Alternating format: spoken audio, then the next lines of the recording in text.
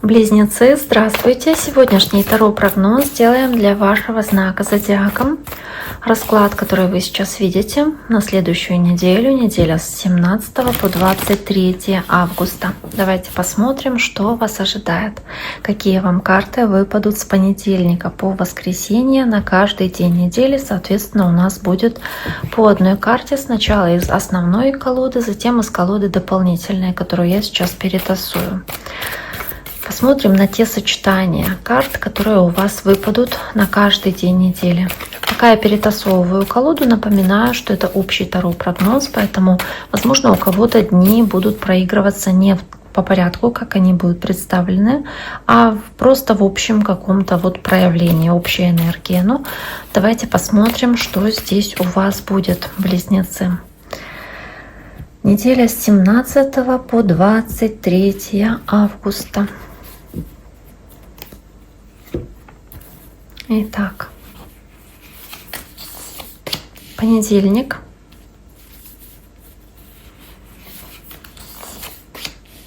вторник, среда, четверг, пятница, суббота, воскресенье. Первая карта, карта шестерка кубков, карта для кого-то ностальгии о прошлом, каких-то воспоминаний, которые у вас здесь могут быть, потому что карта страшный суд еще у вас есть, да, и карта шестерка кубков.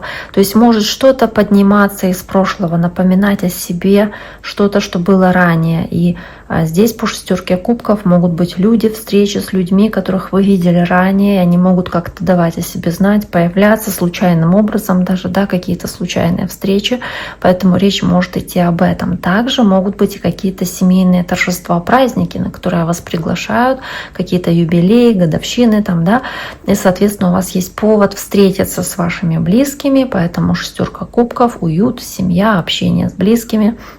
Возможность опять-таки вспомнить те времена, когда, да, вот раньше, что вы делали, как вы жили, где вы жили, может быть, какие ситуации в вашей жизни были совместные, то есть какие-то воспоминания. Вот она, шестерка кубков. В целом карта сама по себе достаточно хорошая. Здесь она называется удовольствие, да, удовольствие от общения с семьей, общения с близкими. Здесь активно еще выскакивают вот такие вот земные знаки и воздушные. Вот воздушный знак, рыцарь мечей, королева мечей.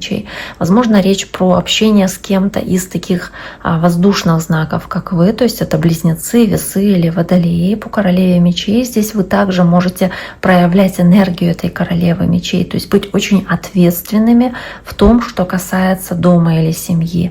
Вы можете быть очень внимательными, проницательными в каких-то вопросах, касающихся там ваших детей, допустим, замечаете какие-то детали, вот что-то, да, очень внимательное вы к вот этим вот моментам. В целом вы можете здесь по королеве мечей что-то обсуждать, касающееся ваших там детей, семьи. Здесь очень честно, очень прямолинейно быть в своих суждениях. Поэтому королева мечей также. То есть она так без чувств, больше логично действует и высказывает свою точку зрения.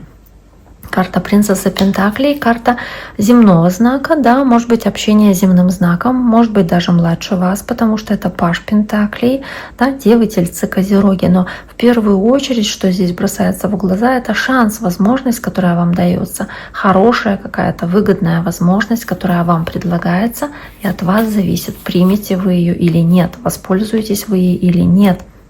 Здесь также есть огненный знак. Лев, овен или стрелец. Возможно, речь идет о каком-то подарке, который вы делаете такому человеку, либо вам дается шанс, возможность что-то выгодное получить, принять. И по принцу жезлов или рыцарю жезлов вам нужно здесь рискнуть. То есть не бояться, смело хвататься за какую-то возможность, которая вам здесь дается. Она, скорее всего, будет достаточно удачной, да, достаточно хорошей. Следующая карта рыцаря мечей, карта воздушного знака, как вы. может быть близнецы, да, вы, ваша стихия, может быть другой воздушный знак, водолей или весы.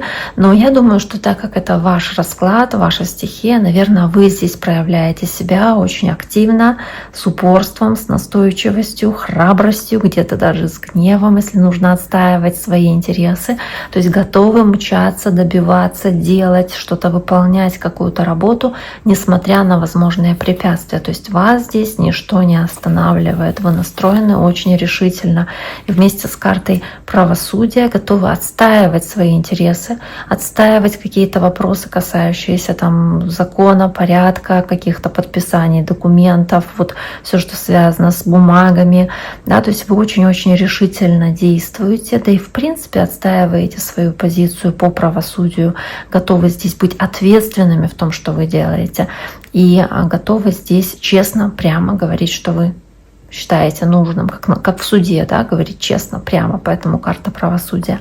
Карта шестерка мечей, карта перемен, которая происходит в вашей жизни, и возможности что-то изменить в лучшую сторону. И вы к этим переменам двигаетесь, как будто бы исцеляетесь, меняете в себе что-то, и вы активно интересуетесь этими изменениями и готовы этот шанс, эту возможность использовать. Здесь речь может идти о каком-то путешествии, о какой-то поездке, вы можете куда-то здесь ехать. А также здесь есть карта звезда, карта водолея, общение по шестерке, кстати, мечей, может быть, с водолеем также. Это карта водолея и это водолея, шестерка мечей. То есть здесь может быть какое-то общение с таким человеком, также по шестерки мечей, перемены, приближающие вас к вашей цели, к вашей мечте. Возможно, вы здесь интересуетесь, как осуществить задуманное, или какой-то шанс выпадает, чтобы получить то, что вы задумали. Может быть, у вас появляется надежда, что наконец-то удастся что-то выполнить, о чем вы мечтали долгое время.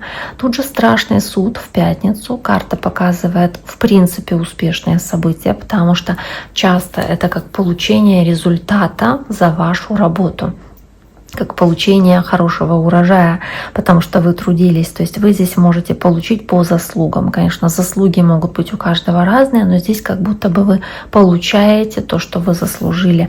Может быть ситуация, где все переворачивается с ног на голову, поэтому страшный суд, или вы подвергаетесь какому-то суждению, осуждению, или вы судите кого-то за былые грехи или какие-то ошибки, или вам возвращается что-то, напоминает о себе что-то, что было в прошлом, и оно как будто бы сейчас всплывает, и нужно эту ситуацию каким-то образом решить по страшному суду. Что-то возвращается в вашу жизнь. И вместе с пятеркой мечей это может вызывать небольшую ситуацию такого разочарования. Мол, да, справлюсь ли я? Боязнь не выйти победителем в какой-то ситуации. Боязнь, что что-то с ног на голову поменяется, перевернется, и кто-то в вас разочаруется, допустим, или поймет, что вы неудачливы в том, чем вы занимались. То есть вот как боязнь этого переживания, этого страха может быть. И дальше карта семерка пентаклей, карта в субботу, либо сожаление о том, что вы потратили много денег, может быть, и нужно еще копить, откладывать на что-то, либо вы ожидали большего результата, получили не так много, как хотели, тоже может быть разочарование из-за этого.